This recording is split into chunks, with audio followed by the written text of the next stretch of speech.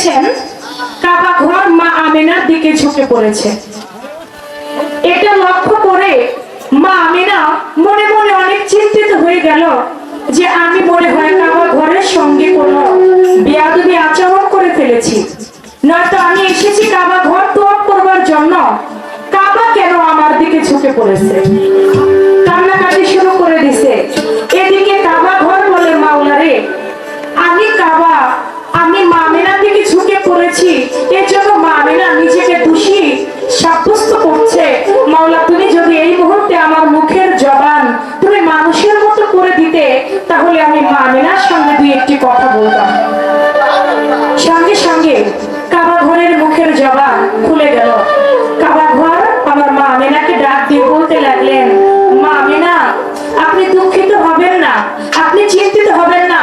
আপনি এসেছেন আপনার কাবা ঘরকে, আপনার কাবাকে তওয়াফ করবার জন্য। আমি কাবা ঝুঁকে পড়েছি এজন্য, আমার কাবা আছে আপনার গর্ভে, এজন্য আমি আমার কাবাকে তওয়াফ করছি। কাবা ঘর বলে, আপনি এসেছেন আপনার কাবা, আমি কাবাকে তওয়াফ করবার জন্য, আর আমার কাবা হযরত মুহাম্মদ সাল্লাল্লাহু আলাইহি ওয়াসাল্লাম তিনি আছেন আপনার গর্ভে, এজন্য আমি আমার কাবাকে তওয়াফ। এজন্য নবী আমার কাবারও কাবা। এখন তার কথা, নবীজি আদম শফির বাবা কেমনে হইল আপনারা জানেন। আমার আল্লাহ নূরে নবী পয়দা, নবী নূরে শাহজাহান পয়দা। আমার আল্লাহ পাক বলেন, আদম যখন কাদামাটি রূপে মিশ্রিত ছিল, তারও 2000 বছর আগে আমার দয়াল নবী আল্লাহ নবী ছিল। আদম যখন কাদামাটি মিশ্রিত ছিল, তারও 2000 বছর আগে আমার আল্লাহ নবী তিনি আল্লাহ নবী ছিলেন, তিনি নবুয়ত প্রাপ্ত ছিলেন। এর জন্য নবী আমার আদম শফির বাবা। কাবা কিভাবে কালো হয়ে গেল আমার?